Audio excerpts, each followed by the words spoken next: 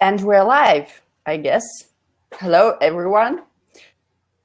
Welcome to another episode of. My name is Elena Tereshchenkova. Unfortunately, Dmitry couldn't join us tonight, so I'm alone here with our guest, Sherif Abuzid. Sherif is English to Arabic native translator and key accounts manager and translation partner. He translates to Arabic and manages projects in African and Middle East languages. Sherif studied English Faculty of Arts in Egypt, sales and marketing at the American University in Cairo, and holds an MBA in International Business Administration from the Arab Academy for Science, Technology, and Maritime Transport. His translation agency website is www.translationpartner.com. The company translates medical, technical, and software documents into Arabic, Middle East, and African languages. Today, we are talking about a very interesting topic, which Sherif suggested to us some time ago, and I was really excited about it. We are talking about simple sales for translators.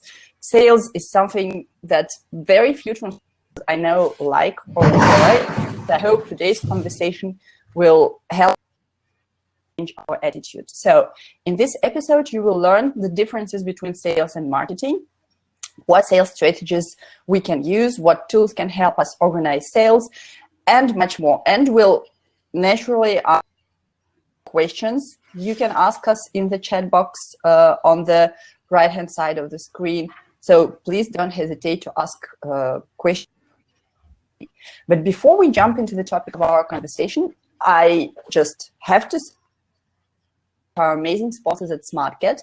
The 4th season of Translators on Air has been sponsored by SmartCat, which is a free platform where you can find more work, connect with clients, and you can also use their free CAT tool to simplify and streamline your translations.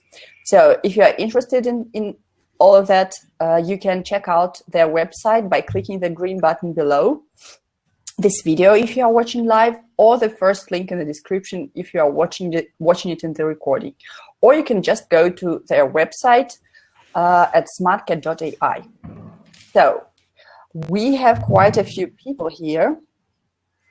Hello, Elena, Biljana, Tanya, Panos, Marianne, Ian, Jakub, Maria, Natalia, Terry, Gib, Maria, Madalena, Francisca, someone under the nickname of Con VTI, Alexander, Tracy, David, Mohammed, Tor.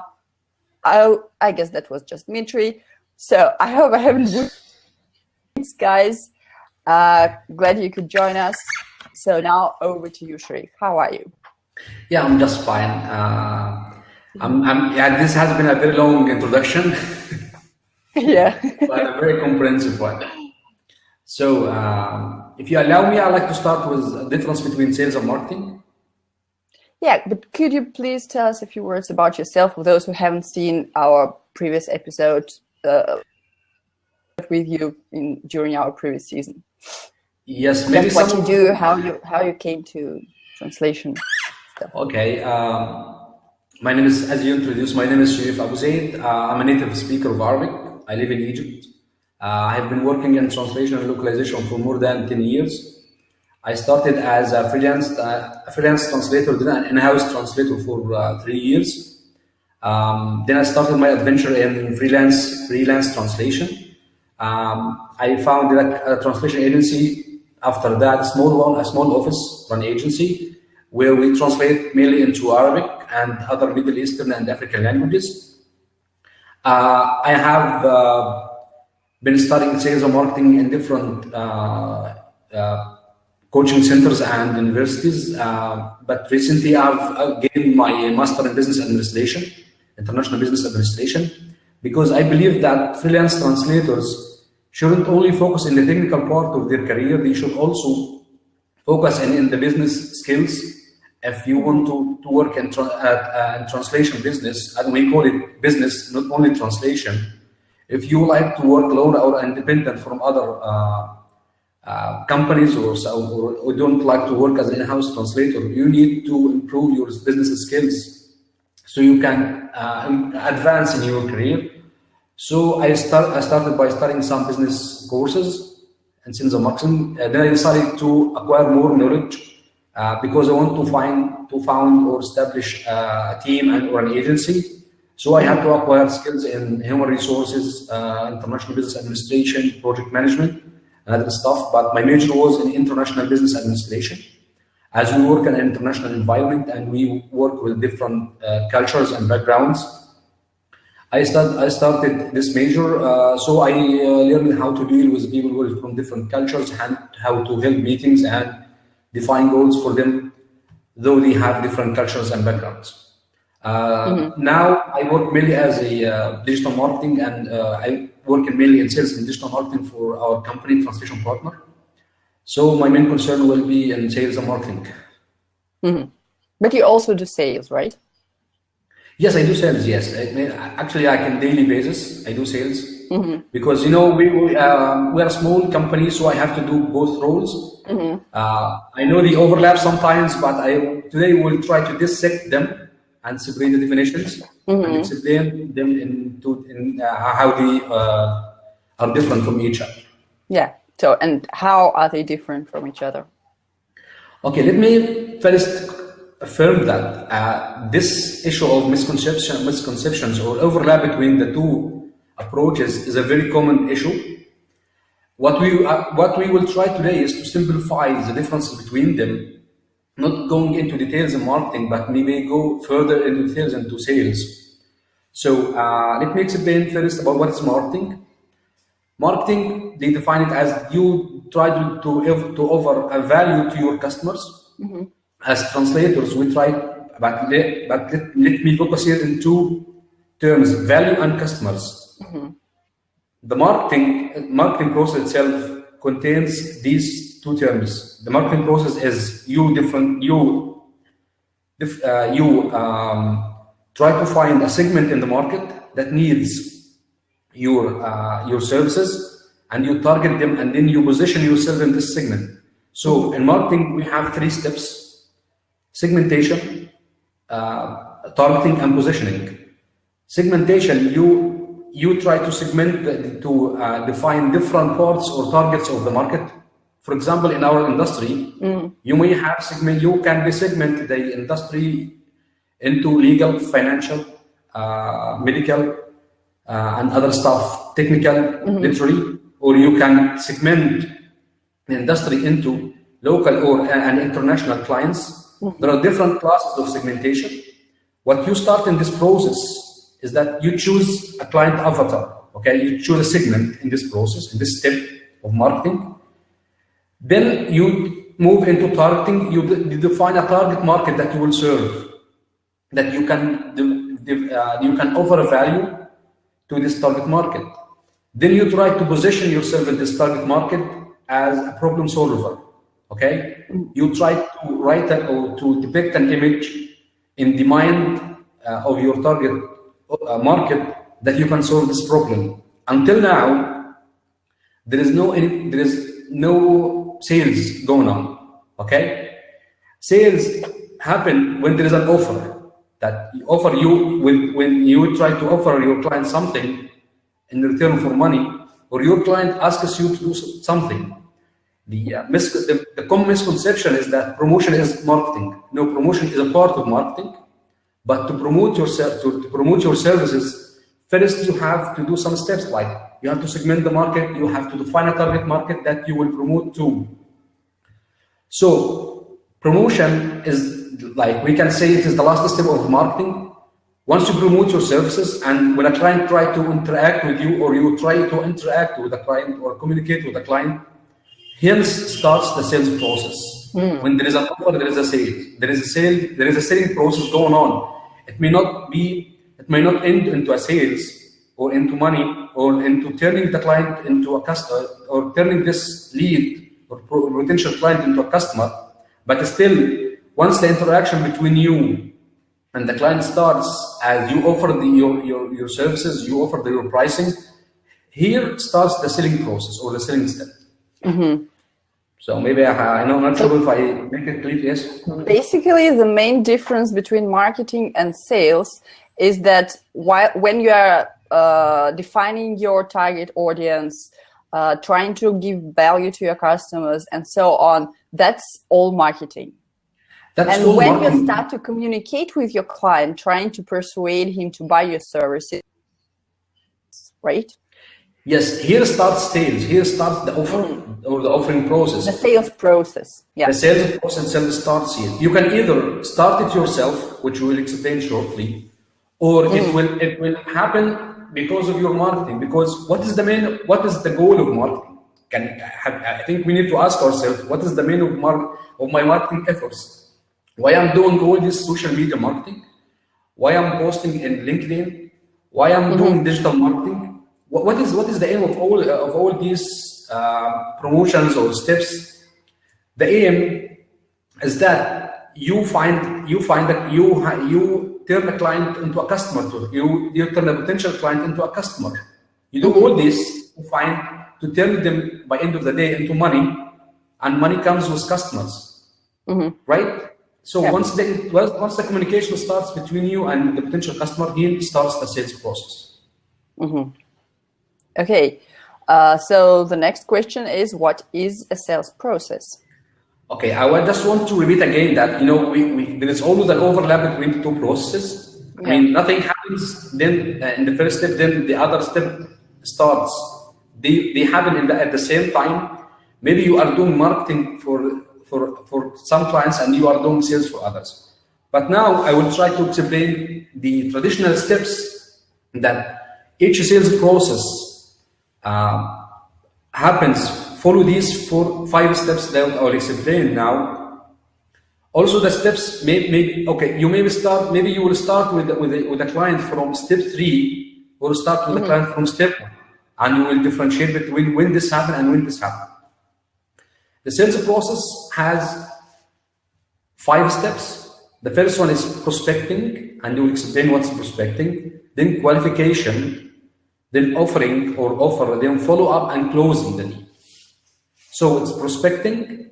You search for you build a list of clients, then you qualify them or potential clients, or then you qualify them. Then you see if they are good fit for your services or not. Then you offer them your services and follow up with them and close the deal. Let's start with the first one, prospecting. To do sales effectively, you need to have a list of potential clients. During this step, you check online you check LinkedIn, you search in Google. Your main goal in this step is to build a list, of people you think may be working with you. For us, as we work in mainly in Arabic translation, we use LinkedIn and Google search, and we search in directories to find those clients or those leads who may need our services in Arabic. In this process, we just prospect, we just find the names, we try to build the list. After we build the list and we keep building it within time, we try to qualify these leads. What's meant by qualification? First, we need to, in this process or in this step, we need to confirm that they need our service. They need Arabic translation. Maybe their website wrote something about Arabic, but now they don't need the services. So we need to qualify them if they need our services. Also, we need to qualify them, to make sure that they meet our targets. We have a list of prices. Maybe these clients cannot afford these prices, so they will be removed from the list. Maybe their payment terms doesn't fit in our payment terms we have in our office or company. We just delete them from the list. So in this qualification process, you can call it like a screening step. You screen the list you have to find who is from these clients is a good fit for your services. Let's start by giving a numbers for their steps so we can explain it easily. In prospecting, maybe you have a list of 100 clients or 100 potential clients. In qualification, these 100 clients maybe turn into 80 or 70. Once you move to the other step, you offer them your services. Okay, you start to offer them. Okay, these are our qualifications. This is my qualifications. This is how I work. They may accept or reject the offer. Okay, from out of the 80, maybe 50 will accept the offer and move to the follow-up. They have accepted to know if they follow up, if they accept the offer or not. You move to the next step, which is follow-up. Maybe between these two steps, there is a step special for our industry, mainly if you are, or especially if you are working with translation agencies, which is the testing process. Maybe moving from the offer process to the follow-up, maybe you will have a test for this translation agency. What is more important here is follow-up. You need to follow up with the clients. You know, sometimes you may have a qualified list of clients, but you don't follow up with them. Then you move contact with them. You know, I always try to think like what they do. Okay, what happened, Elena, now when you are working in a translation project and someone just drop you an email and say hi? You just leave your work. I won't answer that email, especially if it's an urgent project. Great. That's what happened in the other side of our clients. Maybe they are busy. They need us to follow up with them later on. So once you have a list of qualified leads and you offer them and you move them to the third step, which is offer, and you find out that they may be interested in your service, you need to follow up with them. And I can tell you or can explain how much this step is very valuable. I mean, following up with them. Maybe a client just forget about you, and when you send him an email, okay, I have sent you my CV to review like 1 month ago or something. He may just remember you and move you into the next step, which is closing. So the last step is closing. In this process, in this step, maybe you have passed the testing process, the test of the client or the translation agency. You close the sales with them, like both of you agree on the payment terms, the pricing, and the legal paperwork or something. Then you have closed the deal with the client. Then it starts another part with it. It's not sales or marketing. It's for us as translators, it is like building a relationship with your client to mainly the project managers or vendor managers in the translation agency or the end client you are targeting, to convince them to give you part of their work or something. So the sales process simply consists of 5 steps: prospecting, qualification, offer, following up, and closing. Did I make myself clear, or? You did. Yes. That's perfectly clear. And how can translators organize a simple and effective sales process for themselves, for their business?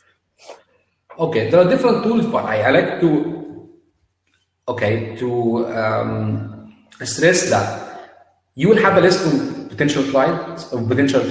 You need to make sure that this list is always filled with potential clients. It's not empty. Like we said in our example that you had 100 prospects. Once you move in the process, maybe by the end of the process, if you only have 1 sheet, in the end of the process, you will have like 10 or 5 clients, which is 5 to 10% conversion rate.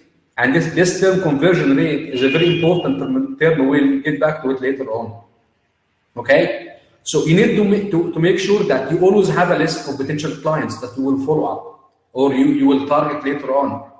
For us as translators, we don't, I don't imagine, and I don't do this myself. I mean, I don't sit down on my desk all the day to write emails or do phone calls with clients and fill a list. You just need 1 hour daily, maybe 30 minutes. You just need to send, try to make it a daily habit for you that you send emails or do phone calls or follow-ups with clients daily. You don't need that much big list or this large list to target, especially for freelance translators. Even if they follow up and contact different clients, the work volume is maybe not be enough for them. Okay, so if we try to speak about how freelance translators organize such process. Each translator or each business person should have what's called customer relationship management system, CRM. A CRM is a sheet, okay?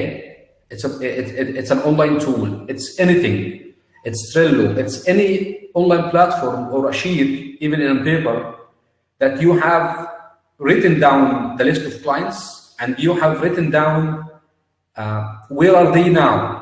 Okay, let me give you an example. Usually when I started out, I started by using Trello. Do you know Trello, about this project management tool? Mm-hmm. Yeah.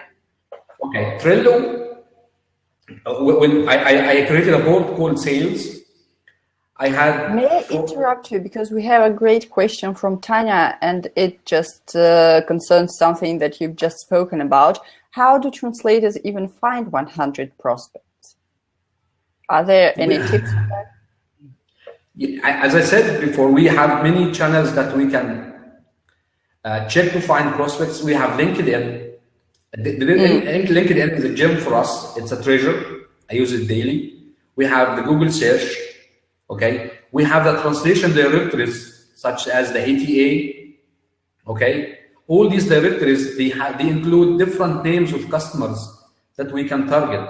Mainly, I'm talking about translation agencies because this is my main concern, or the main type of clients that I work with.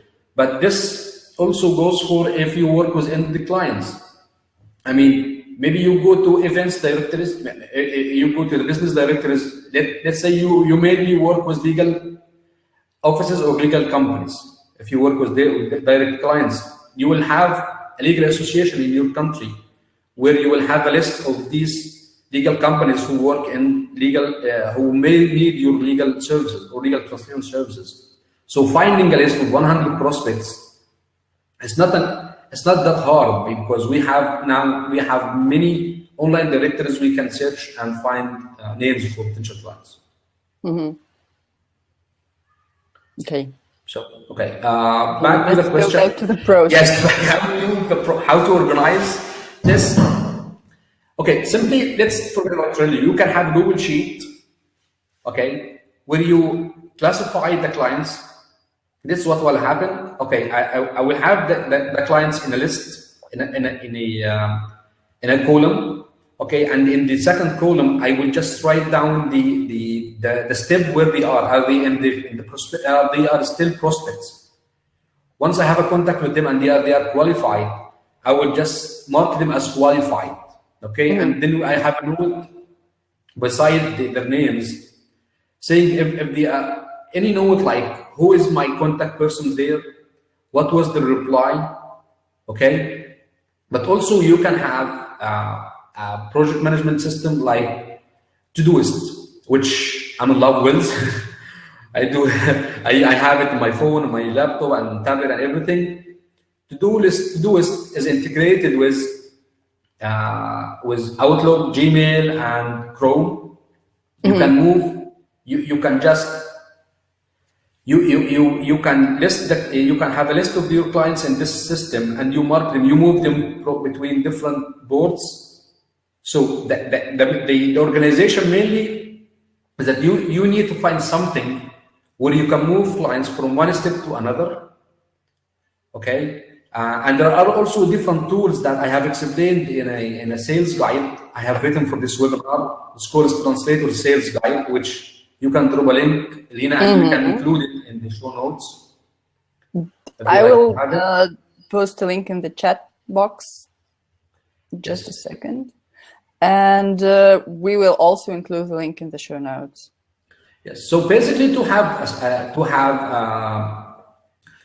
CRM, you can just have a Google Sheet to mark where your clients are right now, and this is very important, especially when you do have less time to do sales. Let's say you first started with 1 hour per day, then you have been overloaded with work, but you need to do sales. How to prioritize your sales efforts now? For me, I always prioritize, or my priority will be those who are in the follow-up process, because they have already showed that they need to work with you. So I just, when I don't have time, I need to check on which phase are this list of clients. And I choose to follow up with qualified prospects or leads.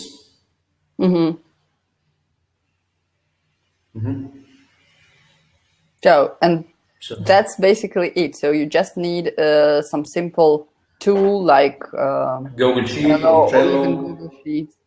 And you need just to be consistent and do it regularly. And mark in which part of the process the client that you included in your list of prospects, potential client that you include in your list of prospects is at the moment, right? Yes, this is very important. Also, back to the tool, maybe, okay, yes. Yeah, probably you could mention some other tools that can help translators work on sales. I think you made a webinar or an episode where it was a project management system called Prometheus, Prometheus or something. I've checked it. Mainly it is for project management. We did. Yes, I have checked it after your episode. I've checked this system. I think it can be used to do sales because because simply the main goal of the CRM is to know at which phase your client is and who is your contact. You can use any system. I mean, there are also. I remember I checked also a system called Zoho. It's a free tool offered by Google. It is one of the best free tools freelance translators can now. I think I will try to add the name. Yeah, in the chat box. Yes, I think it's Zoho. Zoho CRM. It's a free tool. It has a lot of features. Like you can know at which step is this client, at which step this client is, who is your contact, and you can add notes like. If you agreed on prices, if this, you can mark, you can add a note if this client asked you to follow up with them later on. Maybe the client said, okay, for now we have a client, we have a vendor we like to work with. You can contact us later on. All this and similar information should be added into a CRM.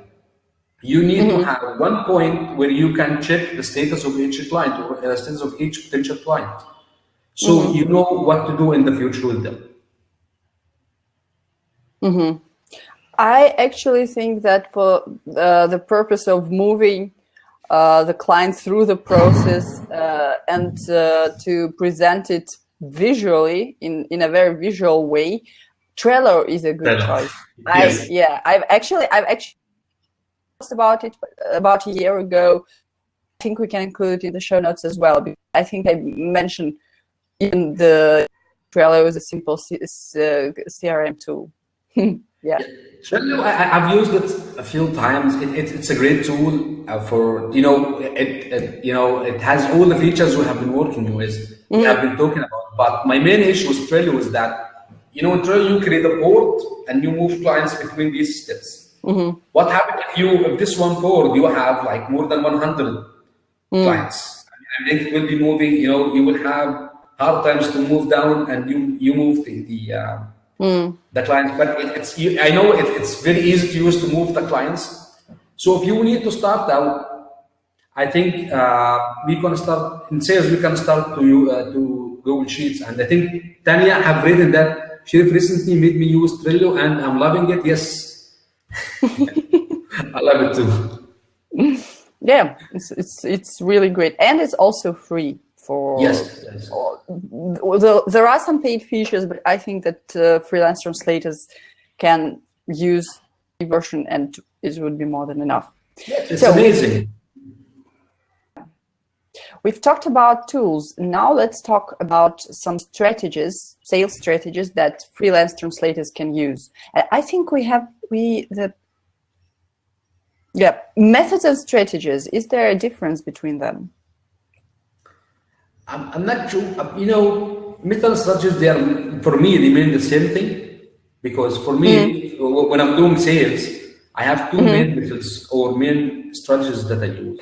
Email and phone calls. email and phone calls. And before we start our chat, like 2 days ago, I checked the chat here. There are many people interested to know more about email and how we can use email. Yeah. Because cold calls, they are very frightening, actually. I mean, I do them sometimes, but I know that it's not easy to call someone who you don't know or you haven't talked before. But let me stress something here. We are still talking about, we are doing an offer to the client, okay, after doing the prospecting and the qualification. In fact, if you are doing your marketing part correctly, you will have more qualified leads, okay? Because if you have through your marketing efforts, like promotional efforts, if you convince these clients that you can offer them value by solving the problem, like doing the legal translation when they have an urgent translation, you will have qualified leads. But this doesn't mean you need to stop doing your sales, your daily sales, because digital marketing and all this online marketing, which I do myself, I love it too. It's very good. It gives you qualified leads, but the result coming from digital marketing is not that fast. To get quicker results or faster results, you need to use email or phone calls. To do outbound calls or outbound cold emails to your clients. So back to the strategies or methods used. Just a second, one great comment from Tanya again. A word of caution about cold calls and cold emails. In most of Europe, they are illegal. Yeah. So you have to be very diligent about your approach. Your national association will most likely be able to give you more information. It's an important thing to know. Yes, yeah, I think you will need to check the legal background about using cold calls, or sometimes cold emails. So I know that cold calls is a frightening thing. I mean, it's not everyone can do it, but believe me, it gives faster results. But back to email, because I have tested both of them. A few minutes ago, we talked about we mentioned what's called conversion rate. What's a conversion rate? Okay, conversion rate is that you follow a method or a strategy, let's say email or cold calls. You did 100 calls for 10 hours and you sent 100 emails like in 2 or 3 hours. How many leads or how many potential clients did you get from 100 emails, and how many qualified leads did you get from 100 calls? This is the conversion rate. If the emails or the replies you received from, or the offering or the request for offer you received from emails were like 10 emails out of 100, then the conversion rate is 10%. If the cold calls are like the request for offering was 20, or request for offer were 20, then you have a conversion rate like 20%. You need to choose which. So now we have two methodologies, one with a more higher conversion rate, which in our example is the cold calls. You need to overcome your fear and follow the strategy that can give you more conversion rate, but still you need to feel comfortable while doing it, because if you don't feel comfortable, you will not do it well. For me personally, I like to use emails. Okay, and I do follow a specific strategy that explained in a freebie that I have given you the link to, and we can link it in the show notes, and we will speak about it now again. So basically, you can use an email to contact your clients or use cold calls, and we can start by speaking about emails if you like, because I know that many translators hate cold calls and they have some legal aspects that you need to check before you do them. Yeah, before we get to writing cold emails, what in your experience, but you do sometimes do cold calls, right? Yes, sometimes I do them. And not many I do them. And experience, how does the conversion rate of cold calls compare to the conversion rate of cold emails?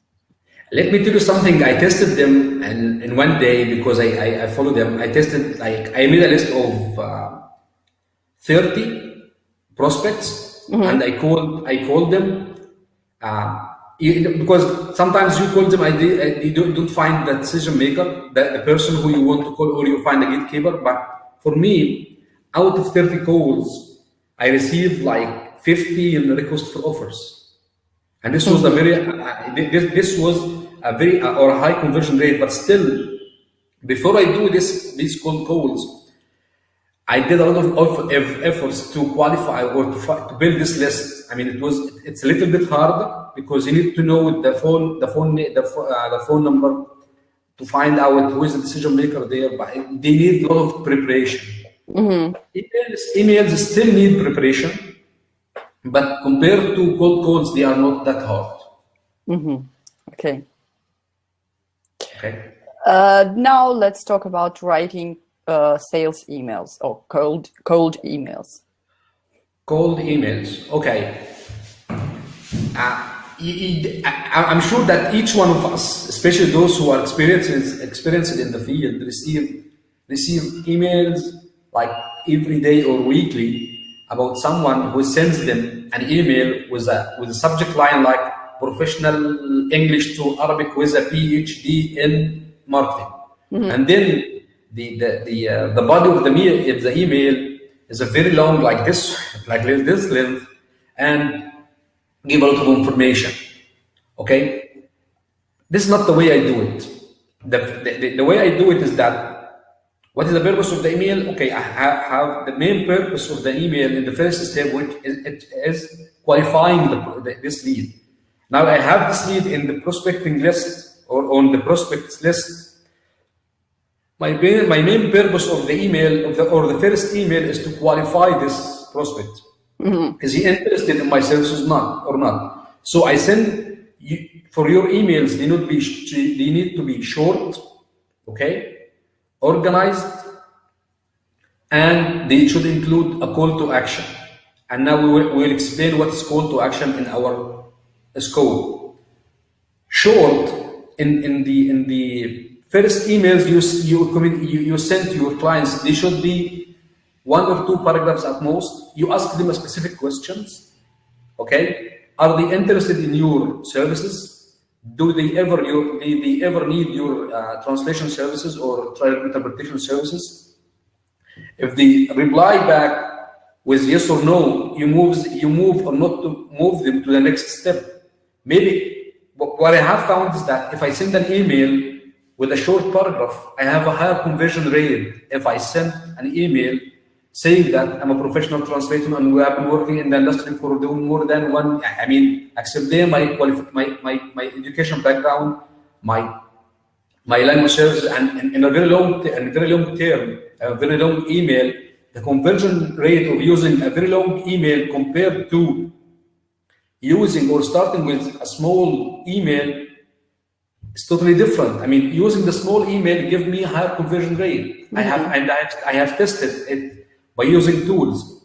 While doing email, back to the tools, what I prefer is that to use email effectively and to know which subject lines, which emails work effectively with you. You can work with, use tools like Sales Handy, like MailTrack. MailTrack is a free tool that you can set up in your Google account. Sales Handy is a paid tool, which works with Outlook and Gmail. Mainly what these tools do is that they tell you if the prospect that you have sent an email to, did he open it? How many times? When I'll tell you something.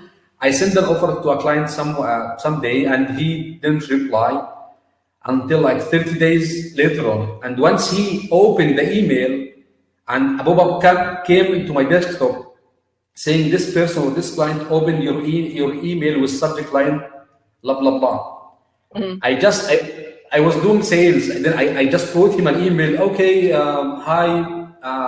XYZ, I'm just following up about my email I sent you a few days ago, and I got a reply in the same time because I have sent an email to the client at the same time that he is looking for my services.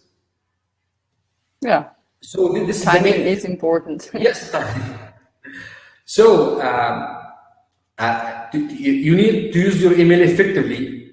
And in the first steps, you need to send an email which is short.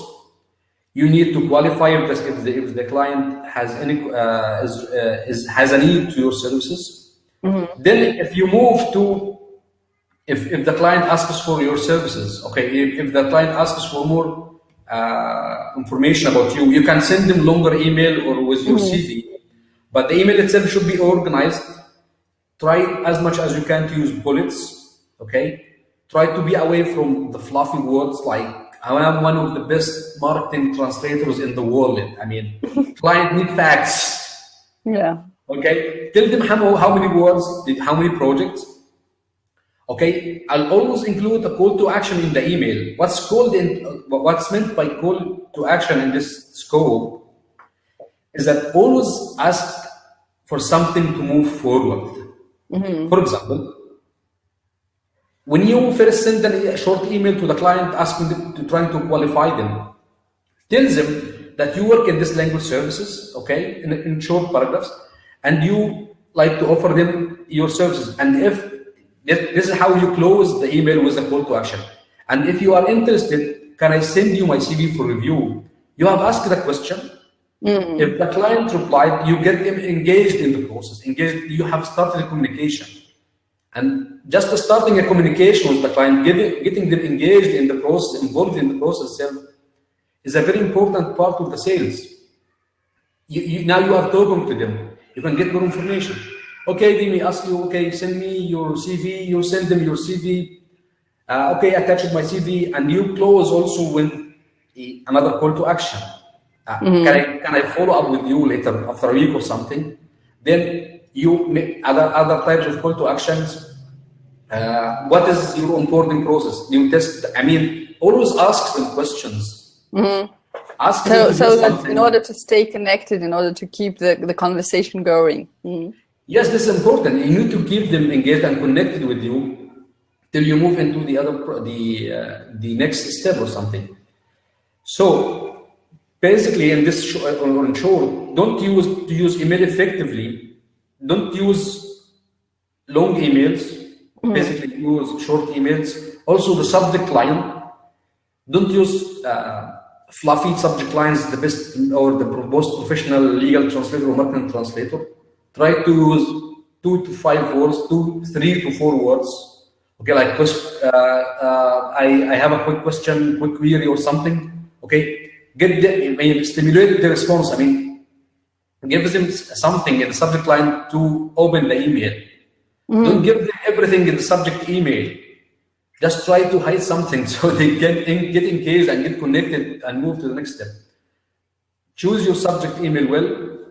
Write short paragraphs. Use lists. Always ask for a call to action. Also, I have given some examples in the email guide. I have given you the link to. You can link to it in the show notes. So this is how I use email in my sales. It's a great point about the email subject line. It's very good to include something that's so we basically, in all client communication, we have to think like the client does, not like we do. So, for example, I also used to send emails to app developers at some point, and I tested different subject lines, and the response rate that I got varied greatly. So when I was writing app localization from English into Russian, it didn't get much response because it was clear what I was offering, first of all. And secondly, they probably just, someone doesn't understand all the benefits of localization, which can happen still. But when I wrote increase user engagement and things like that, so that is something that app developers were looking for. And they opened the email and then they got interested. And in the email, it was also short, but I still tried to provide some numbers, what a localized app localization could deliver, what results it could deliver. So I got much more responses to emails with subject lines that were something that were about something that the clients were looking for. So it's important to remember that it's got to be something that will catch their attention. Yeah. You need to catch their attention, and also don't prevent yourself from testing. I mean, I do this all the time. I try to test different subject lines, and I check what is, as you said, the response rate, which is the conversion rate, as they call in sales community. I check the response rate from this to that. Also, sometimes, I know each and every client has different requirements. I mean, sending an email to a translation agency is totally different from sending an email to a web developer, because these people, they don't know anything about CAT tools and maybe not the term localization itself. But the translation agencies, they already know this jargon. So be careful about using the jargon. Know who is your target market. Like we said in the marketing phase or the marketing step itself, know who is your target market. Know their language, which terminology. Get involved in their community, because I love this. Let me tell you something. When I was doing SEO for my website, I started with a list of keywords that I want to target for my website. Then most of these words, we are now changing these keywords, because we found out that those who come and visit our website and ask for our services, most of them are different than what we are targeting. I mean, they don't know about CAT tools. Sometimes if we told them about CAT tools, they may imagine it's machine translation. And if this is machine translation, and we have to explain them. We have to explain to them. So please test different subject lines. Do not use jargon that your clients doesn't know. Your client doesn't know. Also make them short, and don't give them everything in subject line. Don't give them your language pairs, your specialization, and some translators even give the rates in the subject line, trying to convince us that okay, we provide cheap prices, but this doesn't work. I mean, you need to hide something. Yeah.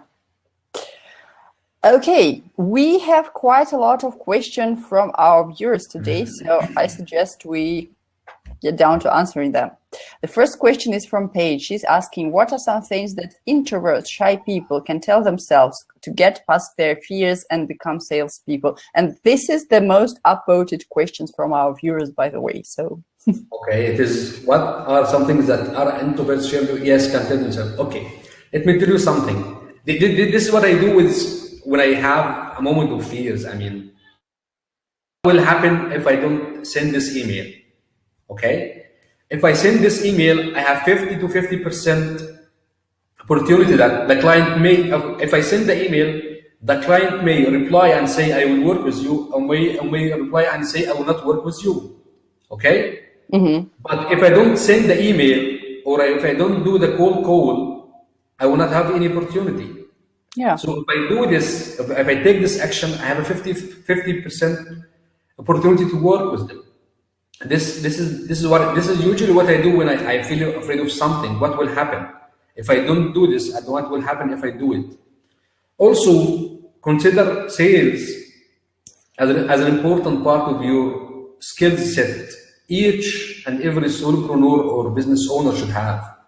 Without sales, there is no customers. I mean, even if you do your marketing right well, okay, you do your marketing right well, but once the client asks you for an offer, you don't have the skill to give them a convincing offer, or to move them from the step of qualification into the closing.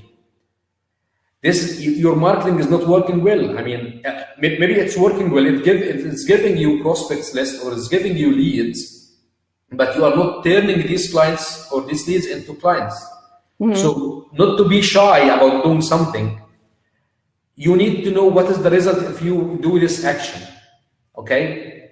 Will it help your business grow? Yes, if it will help your business grow, then you need to do it. Elena, we all like to do the technical part of our job, including myself, of course. And I mean, we all love to be translators. We all love to do the technical part, like translating in the legal or financial. But sometimes we pretend our love should stop and do the other part of the job. As a freelance translators, you need to do both parts of the job, the technical part and the business part. Yeah. And I'm not trying to be harsh here, but if you can do both sides, then you need to move or change your career to be an in-house translator. I mean, Your place is not here. I'm sorry, guys, but I'm not trying to give fluffy words or something, but I'm telling realities here. If you cannot afford, or if you cannot stand and do the business part of the job, be an house translator. So what I do, like I said, I do the 50%, and I will check. I will see. I imagine the results. This can do with me. This action can give my business, and I go ahead. Yeah. Another thought that can help introverted shy translators is that basically we are providing value. We are helping the companies to find new clients. We're helping clients who live, well, in my case, in my country, to discover new products or new services and things like that. So we're bringing people together. And if it wasn't for us, probably they wouldn't find each other, or there might be other translators who wouldn't do as good job as we can do. So we are not just selling something, we're trying to help. And probably with this approach, it might be a bit easier to put ourselves out there. Well, it sometimes does help me do that. Elena, I've been thinking about, I'm not trying to be biased with translators, but I always see it like that. Like say we are talking about marketing or a software development or a software product, okay? Let's say about the software. The software cannot go out and in the target market without web development and a localization into the target market, okay? Let me tell you what I know. The charge or the fees of localizing this product is very tiny if compared to the development itself. Yes. So this software, which is well developed and well coded, cannot go to the target market without also a good localization. So we are totally giving value to our clients. I mean, also this marketing campaign, which is very important for this brand or this large company, cannot be successful, or we are not biased here, but part of it, or a major part of its success, depends on the language used in this marketing campaign. Absolutely. The language used in the marketing campaign comes from us, from translators, from those who work in transcription or in marketing translation. So we need to be sure that we are giving value to our customers. We need to be sure that our clients need our services. I like it. I don't like the word like we are partners here. We are not just suppliers or vendors. You need to do something, and I have it. You can do it without me. Maybe me, it's not Sherif. Maybe it's Ahmed, Mahmoud, Elena, Dmitry, or someone. But you can do it yourself. You need partners to do it. So we have value, and we need to have this in our mind while we are doing sales or marketing. Yeah, absolutely agree with that. So the next question comes from Sandra. She's asking, how do you beat the competition? In my case, the local competition is mainly composed of agencies that use professional but not native translators. The minimum wage in my country is very low, so clients think they can get a quality translation for cheap. Okay, well, while we were talking about qualification, qualification comes from that. You have a list of you have written a client avatar or a client persona that you need to qualify your clients against this avatar. Okay. I will try to imagine to write a list or try to write a persona of the client that I will be targeting. This client should be a software development company. Its annual revenue like $10 million per year. Okay. They should have a plan to move into Middle Eastern companies or Middle Eastern region. So basically, this is a summary of the persona I've written for the target client or the target segment I'm going to. If your client stress that the pricing, and you see that your services is very well priced, and you have given a very good price for your services, and your client doesn't accept it, move into the next step. Remove this client from your list and move to another client who can value your price. You are saying here your competition is mainly composed of agencies that use professional but not native translators. Okay, maybe this segment, this type of clients always use translation agencies, okay? Because they need more than one language. They do multilingual projects, move to another segment which only require a few languages, and they work mainly with freelance translators. So check if your target market prefers to work with translation agencies, and if they prefer to work with translation agencies, move to another segment that may need your professional background. Maybe they prefer to work with freelance translators. Also, try to write when you offer. Try to give them the value they get when they work with freelance translators. You know, I consider myself an agency owner, but I know the strength points that freelance translators have, which, like, okay, when you are working with a freelance translator, you have a more smooth communication because you have a direct communication with the person who is doing the translation. Okay, you are in direct contact with the person who understands the language. If working with the freelance translator make the process much easier in case of feedbacks or revisions needed. So try to provide your target clients the values, or show them the values that they will have if they work with you. Like I have listed a few of them here. Also, the price. Sure, the price working with a freelance translator will be less than working with an agency. And this is not insulting the translators, but agencies, they have some other overheads which the freelance translators doesn't have. So this is a strength point that translators can have, or can list, or can show to their clients when they are working with them. Great comment from Elena. She's saying, basically redefine the competition. Don't compete with low-paying agencies for low-paying clients. So yes, just redefine your target segment. Move to another list. Yeah.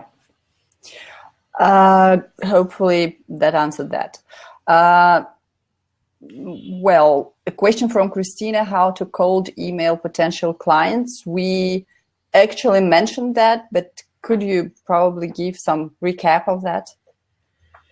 Yes, I've explained this with further explanation, with further elaboration in the freebie that you will have included in the show notes. But so to use cold emails, you need to have a smart subject line, a small one, and do not provide everything in the subject line.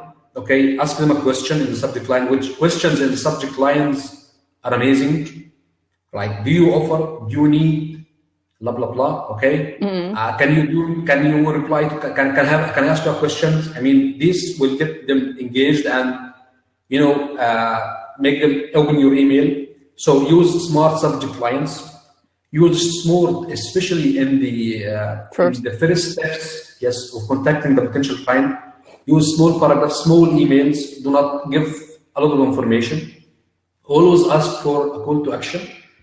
Then ask them, can you send, like for example, can you send them your CV? What is your, if you send them your CV and tell them, when can I get, when can I get your feedback about my CV? When can I get the test for you? When can we make a Skype call? Always ask for something further. Ask them what is the next step. So this is how you use, how can you use cold emails to do your sales? Yeah, and you'll find more information in the freebie from Sherif that will be included in the show notes. Next question is from Santri again. She is asking, how can a small agency target clients in different countries, not just local ones? Small agency that target clients in different countries. I mean, now we are in an open market. Okay, we have LinkedIn, we have Pros. I mean, we have different channels that you can use. Because you offer language services, you don't need to limit yourself to in your only local countries or local area.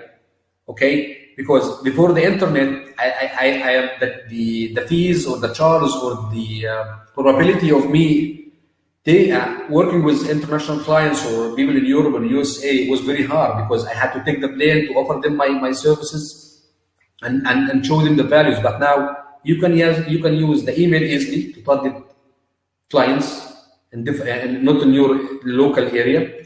You can join international associations like the ETA. Okay, also there are European associations you can join, and you can find their list of names of those potential clients you can target either using email or using cold calls. Specifically, but check the legal regulations regarding the cold calls.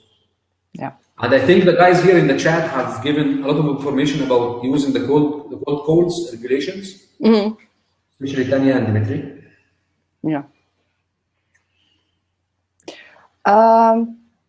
The next question is from Gio. She's asking, what can you share with us about post-assignment sales? Staying top of mind with clients without smothering them. Okay, this is a very important part of the sales process. I mean, after the sales. Okay, I will tell you what I do, because I will not giving you specific steps, but I will tell you what I do. I always follow up I follow up the pages of my target clients in LinkedIn, and I follow up magazines like Slatur. Yeah, I think it's Slatur or Slatur.com. These and other platforms or other websites who give me news about my target client. For example, I have contacted the client, like let's imagine I have contacted the client and they told me that we don't need your services right now. Maybe you can email us later, or currently we work with a client with a vendor, but we will keep in touch with you later on. When you follow the company websites and Slatur.com, like someone has written Slatur.com in the chat box here, the news of this company, like who has just taken the role of project management, who is the project managers there, if this company has acquired a new award or acquired a new contract, then I will just follow up with my contact saying to them, okay, congratulations. I have heard that you have acquired this award or something, or this contract. I will congratulate them about this. This way I will be in contact with them. Also, if I don't have any news, basically what I do, I always follow up quarterly, after 3 months, and I have these dates into my CRM, either a sheet or the one we have recently started to use internally. We have developed our own CRM. And also, I always add a note that I will follow up with this client after 3 months to give them a reminder, okay, I just wanted to touch base and tell you that I'm available if anything changes in your site. I will try to give them more information about the changes that happened to me, but basically I will do this these two steps, like I follow up their website and Slatur. I follow up Slatur to know if there has been any changes in this company, and I follow up their LinkedIn profile. If anything happened or changed in the company, I send them an email, tell them that I'm following up with them, or I will just send a cold email or an email after 3 months, ask them if there is any change in situation in them, like maybe they said we don't need vendors right now. Maybe after 3 months they may need someone. And believe me, following up with your clients will give you more chances, because maybe once you contact them again, maybe there is something wrong happened with the vendor that the client preferred. Maybe the client has in his mind he is considering to change the vendor. Okay, and this happens a lot to me. I mean, I contacted some agencies and they said, okay, we have vendors right now, but once I contacted them after 3 months, either they said we are suffering from our client, or we are suffering from our current vendor, or our workload has increased and we need to increase the number of vendors we need. So always be in touch with your clients. Just send them short emails.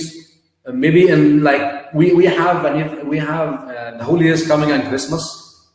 Send them an email about your availability during that period. Yeah, that's something I do every year. Yes, and just keep in touch with them. Use such events, and maybe they went to the Localization World Conference or the ATA conference. If you are there, tell them that you will be there. I mean, there are different ways you can contact your client to be in touch with them. But I think Gio talked about post-assignment sales. I mean, I'm not sure if I understand this well, but maybe she means what happens if after you deliver the project. I think maybe what shall you do? What I sometimes do, or most cases, that if it is a large project that we have done for the client, usually I follow up with them after 1 week or 10 working days, asking them if they have any feedback. Did they like or dislike the translation? Do they need any revisions? But usually I do this when it's a large project, because small projects they just go. I mean, usually you don't need any follow up. Okay. The next question is from Elena. She's asking, you mentioned on the open mic forum that you send your prospect an offer in a sequence of emails. Could you please tell us more about it? Okay, what sequence of emails? I said that I meant by that, I don't give them what most of the freelance translators, especially beginners, what they do is that in their first email they give all information, all the information in this email. I mean, they give them names, language services, language pairs, education, background, pricing, okay, their specialization, and everything, other information. Now you have given your client everything. Don't expect them to be engaged with you and ask for more information. This is what I meant by sequence of emails. I don't give them everything in the first email. I give them part of the information, then I move into another part. So this way I give them a sequence of emails. I just don't give them. Try to keep them engaged, involved in the process. Always tell them that you have something extra to offer, or something extra to tell them. So it's basically the cold email process that you mentioned before. Yes. That was what you meant. Okay, and the last question is from Vivian, and I really like it. Are there any groups? It's very hard to know if my strategy is working and I just need to keep going, or if it isn't and I need to change it. I don't know how long it should take to get to where I want to be. Okay, sales and marketing are a very long process. I mean, but basically for the groups, I don't have any groups in mind. Regardless of using the Facebook groups, most of us is a member of, like the successful freelance translators. I mean, there is no specific groups in my mind that you need to join to compare yourself to others. But what I can tell is that you need to use tools, like I said, like Sales Handy and MailTrack, to know if the methodology, or if the process, or if the email you are using is giving you results.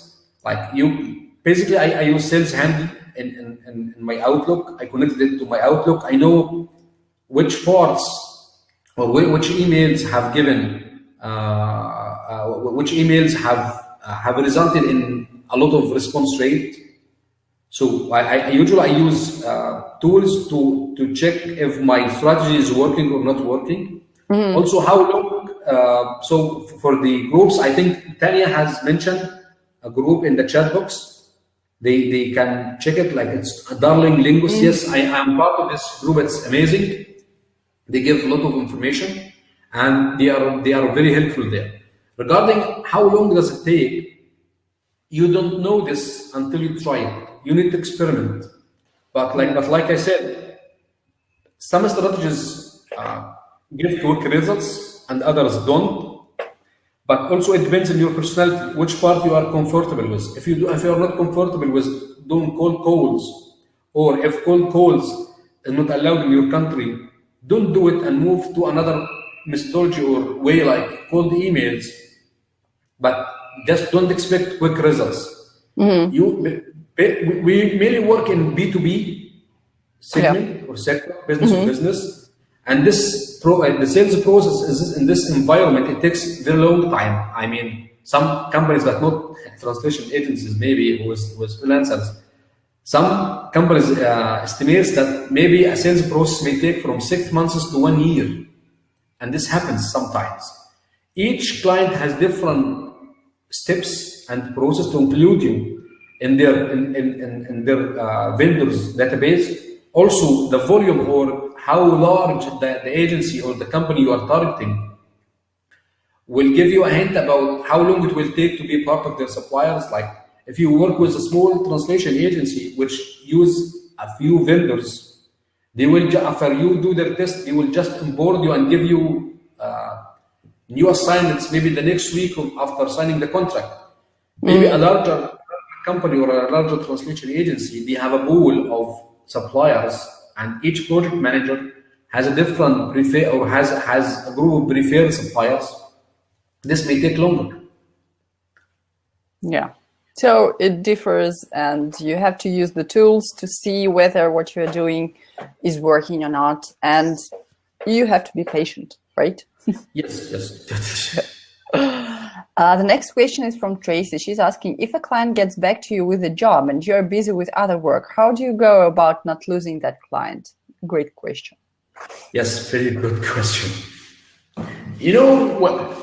When I started out, I would just ask that I would just tell the client, I'm too busy, I can't take this work. Okay. And this was not a good strategy, because when I tried another strategy. It works well with some clients, because why not to ask the client to extend the deadline? Okay, this is a strategy you can use. If the client says, okay, I cannot extend the deadline, maybe you ask them to deliver in rolling basis. Okay, I will accept your deadline, but I will deliver you part of the job, then move to another part of the job. I deliver you another part of the job after 2 days of the deadline. And believe me, most of the clients have flexibility. Just don't tell them you will not be able to work in this job. Try to give them options like extending the deadline or delivering in the rolling basis. And there are some other strategies you can maybe, maybe the time zones differences. Okay, maybe now we are in the I think it's about like 1 p.m. in EST in New York or something. Maybe a client asks me to deliver in an EST time zone because he wants to do something in the job, because he wants to deliver to them. May I ask him, okay, can you extend a few hours and I will deliver to your colleague who works in the GMT zone? This happens. I mean, maybe they accept such offers. So do not refuse, ask for extensions, give them something in return for extending. Yes. Yeah. And what do you think about recommending your colleagues or things like that? If I'm too busy and I work with a client who I know that he works with me mainly as their Arabic vendor or Arabic supplier or other, this is a small agency, and they work mainly with me, but I'm too busy. Okay, I cannot do the job. Yes, I can recommend a colleague to do the job. Yeah, I think that it's actually a good thing, because you have to have trusted colleagues whom you may be sure that they won't steal your client, and also you have to and will do a good job too. And you also have to trust your clients. But on the other hand, if you're busy, can take this job on, they will still find someone, but that someone won't have anything to do with you. So I think having a couple of trusted colleagues whom you can recommend is always a good option. And also clients will trust you more because you have just helped them to solve their problem. Because you showed them your trust. And people tend to trust those who trust them. Yes. And the last question is from Luz. She's asking, do you use social media, and how often do you do that? You mean social selling or social media marketing? I mean, there is an overlap here. Okay. I understand the question. Yes, I do social media. Mainly, I use LinkedIn when I'm doing my sales or marketing for my translation business, because I use Facebook and for other purposes. But yes, I do use social media.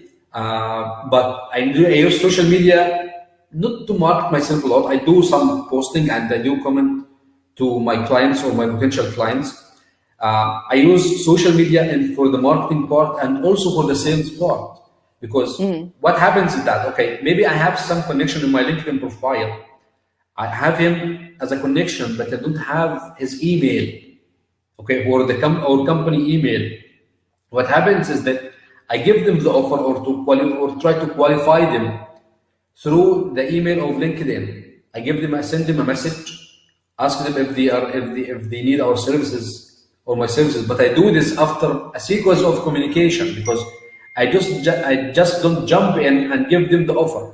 Okay, maybe I will do comment in their posts. Okay, maybe I will send them a LinkedIn message congratulating them for their new position. So this is the way I use social media. I know there is a lot of talk about social media marketing and such, but we still here are talking about sales. But social media, if you are doing it to do the marketing part, to show the client that you can solve the problem, to show them that you have the expertise they need, yes, definitely use them. Yeah. So it's a good way to stay on top of mind of your clients, probably. Yes, social media. Yes, it's an amazing tool to be in the top of the mind of your clients to use social media. Yes, you can use social media to be on top of your client's mind. Also, I use it sometimes to do sales, because I tested some social media channel called Quora. It's a Q&A platform like Yahoo Answers, but it's more developed. And sometimes, maybe you find a question like, where can I find English to Russian translator? This is a qualified lead. Yeah. This is not in the prospecting process or step. It's already a qualified lead, a hot lead. You can just give them the offer. So you have saved yourself like 2 steps and moved to the offer step. So this way, I think it's a very brilliant way to use social media also to hunt or to find or locate potential clients. Yeah, definitely. Okay, that's all questions answered. I hope I haven't butchered any names. Thank you very much, Sherif, for suggesting this to talk on this topic. I think it was very useful. I know it was useful for me. I hope it was also useful for our listeners and viewers. Thank you guys for joining us tonight or today, depending on where in the world you are. Please don't forget to check out the website of our sponsors at smartcat.ai. You can press the green button below this video now, or the first link in the description if you are watching this in the recording. And I guess we'll see you next week. Hopefully, Dmitry will be with us next week. So, thank you. Okay. Thank you. Thank you. Bye-bye. Bye. Bye.